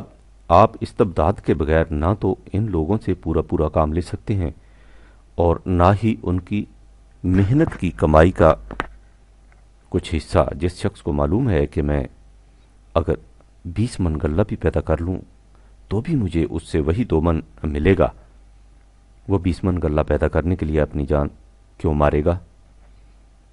آپ کو اس سے مار کر کام لینا ہوگا تاکہ وہ 20 من غلہ پیدا کرے، اور پھر مار کر اسے مجبور کرنا ہوگا کہ وہ 18 من غلہ آپ کے حوالے کر دے۔ اس کا لازمی نتیجہ وہ آہنی پردہ ہوگا جو روس کو اپنے انقلاب آفرین مزدوروں کی پہلی ہی نسل کے بعد وہاں آویزہ کرنا پڑا، تاکہ دنیا کو معلوم نہ ہو سکے کہ وہاں کا نظام کس استبداد کے زور سے چلایا جا رہا ہے۔ ورنہ ظاہر ہے کہ جہاں لوگ بطبیب خاطر سب کچھ کرنے اور سب کچھ دوسروں کو دے دینے کے لیے آمادہ ہوں، وہاں آہنی تو ایک طرف ریشمی پردوں کی بھی ضرورت نہیں ہوا کرتی۔ وہاں ہر چیز کھلے بندوں ہوتی ہے، بلکہ اسے لوگوں کو بلا کر دکھایا جاتا ہے تاکہ وہ اس نظام کے خوشگوار نتائج کو اپنی آنکھوں سے دیکھ کر اس کے اندر داخل ہوتے چلے جائیں۔ یدخلون فی دین اللہ افواجا۔ نظام ربوبیت کا انقلاب اس طرح برپا نہیں کیا جاتا۔ اس طرح برپا کردہ انقلاب در حقیقت انقلاب نہیں، محض ہنگامہ یا شورش ہوتی ہے۔ نظام ربوبیت کا دائی ضرورت مندوں، ہیوناٹس کو آواز نہیں دیتا کہ آؤ تمہیں یہاں کچھ ملے گا۔ وہ ان لوگوں کو آواز دیتا ہے جن کے پاس دینے کے لیے فالتو ہوتا ہے کہ آؤ اور ایک ایسا نظام قائم کرو جس میں تمہارا فالتو رزق دوسروں کی نشو و نما کے کام آئے۔ آپ قرآن میں دیکھیے، ہر مقام پر اسی طبقہ کو دعوت انقلاب دی گئی ہے۔ انہی سے کہا گیا ہے کہ تم نے ایسا نظام قائم کرنا ہے جس میں تم نے پوری محنت کرنی ہے، اور پھر اس محنت کی کمائی میں سے جس قدر فالتو ہوگا وہ سب کا سب دوسروں کو دے دینا ہوگا۔ وہ دینے والوں کو آواز دیتا ہے اور انہی کے ہاتھوں اس نظام کی بنیاد رکھواتا ہے۔ وہ لینے والوں کو آواز نہیں دیتا۔ آپ قرآن کے پہلے ورق پر دیکھیے، اس نظام کا آغاز ان لوگوں سے ہوتا ہے جن کا وصف یہ ہوتا ہے کہ وہ مما رزقناہم ینفقون 2/3۔ وہ ان پر کوئی استبداد نہیں کرتا، انہیں کسی قسم کے جبر و کراہ سے اس نظام کے قیام پر مجبور نہیں کرتا۔ وہ ان کے سامنے زندگی کا وہ حقیقی تصور پیش کر دیتا ہے جس کے سمجھ لینے کے بعد وہ از خود اپنا سب کچھ لے کر اس نظام کے قیام کے لیے آ جاتے ہیں۔ وہ اپنی چشم بصیرت سے دیکھ لیتے ہیں کہ زندگی کا راز دینے میں ہے، لینے میں نہیں۔ وہ اس حقیقت کو سمجھ کر اس نظام کے اندر قدم رکھتے ہیں اور پھر زیادہ سے زیادہ محنت کرتے ہیں تاکہ وہ زیادہ سے زیادہ دے سکنے کے قابل ہو جائیں، اور اس طرح حقیقی زندگی کی خوشگواریوں سے زیادہ بہرہ یاب ہو سکیں۔ اس میں شبہ نہیں کہ اس آواز پر ضرورت مند طبقہ بھی لبیک کہتا ہے، بلکہ سب سے پہلے وہی اس کی طرف آتا ہے، لیکن وہ اس کی طرف اس لیے نہیں آتا کہ دولت مندوں کی دولت لوٹی جائے۔ وہ اس لیے آتا ہے کہ دنیا سے غلط نظام کو مٹایا جائے، خواہ اس میں انہیں کتنی تکالیف بھی کیوں نہ برداشت کرنی پڑے، حتیٰ کہ انہیں جان تک بھی کیوں نہ دینی پڑے۔ غرضے کہ اس نظام کی طرف جو بھی آتا ہے وہ اس مقصد کو لے کر آتا ہے کہ نوع انسان کی منافعت کے لیے کیا دے سکتا ہوں، وہ وقت ہو، توانائی ہو، صلاحیتیں ہوں، حتیٰ کہ جان بھی کیوں نہ ہو۔ وہ اسی مقصد کو پورا کرنے میں اپنی زندگی کا راز سمجھتا ہے۔ یہ ہے وہ طریقہ جس سے نظام ربوبیت کا انقلاب پیدا کیا جاتا ہے۔ یہ انقلاب در حقیقت دلوں کی دنیا میں پیدا کیا جاتا ہے۔ باہر کا انقلاب اس اندرونی انقلاب کا فطری نتیجہ ہوتا ہے۔ یہی وجہ ہے کہ اس انقلاب کے پیدا کرنے میں اس قدر محنت اور مشقت درکار ہوتی ہے۔ برنارڈ شاہ نے کہا ہے، اور کس قدر صحیح کہا ہے، کہ دنیا میں تمام خرابیوں کی جڑ فالتو دولت، سپیئر منی ہے۔ یعنی وہ روپیہ جو تمہاری بنیادی ضروریات زندگی سے زائد ہو، اسی کو سرمایہ کیپٹل کہتے ہیں۔ حقیقت یہ ہے کہ انسان کی معاشی دنیا کا سارا مسئلہ ہی فالتو روپیہ ہے۔ جس کے پاس فالتو روپیہ ہے وہ اسے چھپائے چھپائے پھرتا ہے کہ اسے کوئی چھین نہ لے، اور چھیننے والے اس گھات میں رہتے ہیں کہ وہ اسے جیب میں رکھتا ہے تو وہاں سے جیب تراش نکالنے کی کوشش کرتا ہے، کیش بکس میں رکھتا ہے تو چور نقب لگا لیتا ہے، آئرن سیف میں رکھتا ہے تو ڈاکو آ پڑتے ہیں، بینک میں رکھتا ہے تو مختلف ٹیکسوں والے گھیر لیتے ہیں، وہاں سے کچھ بچ جاتا ہے تو وہ جنت بیچنے والے اپنے نذرانے وصول کرنے کو آ موجود ہوتے ہیں۔ یہ سب کچھ اس لیے ہوتا ہے کہ کسی نہ کسی طرح اس کا فالتو روپیہ اس کی جیب سے نکال لیا جائے، لیکن قرآن کسی کی جیب سے روپیہ نکالتا نہیں، وہ اس کے اندر ایسی تبدیلی پیدا کر دیتا ہے، اور یہ تبدیلی علی وجہ البصیرت پیدا کرتا ہے کہ وہ زیادہ سے زیادہ محنت کرتا ہے، اور اس کے بعد فالتو روپیہ از خود لیے پھرتا ہے کہ خدا کے لیے اسے لے لو۔ یسألونک ماذا ینفقون قل العفو 2/219۔ یہ تجھ سے پوچھتے ہیں کہ ہم اپنی محنت کی کمائی سے کس حد تک دوسروں کے لیے دے دیں۔ ان سے کہہ دو کہ جس قدر تمہاری بنیادی ضروریات سے زائد ہے، سب کا سب، اور یہ سب کچھ قانون خداوندی کے تابع ہوتا ہے تاکہ اس سے تمام افراد انسانیہ کی تکمیل ذات ہو سکے، جس سے وہ اس زندگی کو بھی انسانیت کی سطح پر بسر کر سکیں اور اس کے بعد کی زندگی کی خوشگواریوں کے بھی اہل ہو سکیں۔ یہ ہے وہ انقلاب جو قرآن پیدا کرنا چاہتا ہے۔ اسی انقلاب کا نام اسلام ہے اور اس کے برپا کرنے والوں کا نام مسلم۔ یہاں یہ سوال پیدا ہوگا کہ وہ کون سا طریقہ کار ہوگا جس سے لوگ اتنی بڑی تبدیلی کے لیے از خود آمادہ ہو جائیں گے۔ یہ طریقہ کار وہ ہوگا جسے انقلاب اندر شعور کہا جاتا ہے، یعنی فکر و نظر کی تبدیلی، قلب و نگاہ کی تبدیلی، دل اور دماغ کی تبدیلی، اس زاویہ نگاہ کی تبدیلی جس سے اشیاء کائنات کی اقدار بدل جاتی ہیں۔ یہ تبدیلی پیدا ہوتی ہے تعلیم سے۔ قرآن نے اس انقلاب کے داعی اول نبی اکرم صلی اللہ علیہ وسلم کے متعلق فرمایا کہ وَيُزَكِّيهِمْ وَيُعَلِّمُهُمُ الْكِتَابَ وَالْحِكْمَةَ 62/2۔ وہ ان کی نشو و نما کا سامان بہم پہنچاتا ہے، ان کی تطہیر فکر و نظر کرتا ہے، انہیں قانون خداوندی کی تعلیم دیتا ہے اور انہیں بتاتا ہے کہ اس قانون کی غایت کیا ہے، یہ کن محکم بنیادوں پر استوار ہے اور اس پر عمل پیرا ہونے کے نتائج کیا ہوں گے۔ اس جماعت کے ارکان یہی تعلیم ایک دوسرے کو دیتے ہیں اور اس طرح تعلیم دیتے ہیں کہ اس کے گہرے نقوش ان کے دل پر ثبت ہو جاتے ہیں، اس سے وہ ربانی بن جاتے ہیں۔ وَلَكِنْ كُونُوا رَبَّانِيِّينَ بِمَا كُنْتُمْ تُعَلِّمُونَ الْكِتَابَ وَبِمَا كُنْتُمْ تَدْرُسُونَ۔ وہ ایک دوسرے کو اس کی تلقین کرتے رہتے ہیں کہ وہ ہمیشہ قانون خداوندی کے مطابق تعمیری کاموں میں حصہ لیں اور اس پروگرام پر نہایت استقامت اور استقلال سے عمل پیرا رہیں۔ وَتَوَاصَوْا بِالْحَقِّ وَتَوَاصَوْا بِالصَّبْرِ 103/3۔ اس لیے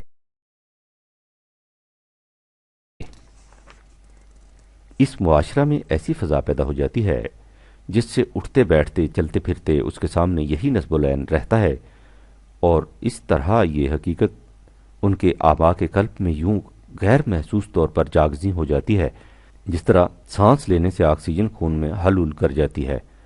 ان کے بچے اسی فضا میں پیدا ہوتے بڑھتے اور پھولتے پھلتے ہیں، اسی لیے زندگی کے یہ حقائق ان کی گھٹی میں پڑ جاتے ہیں۔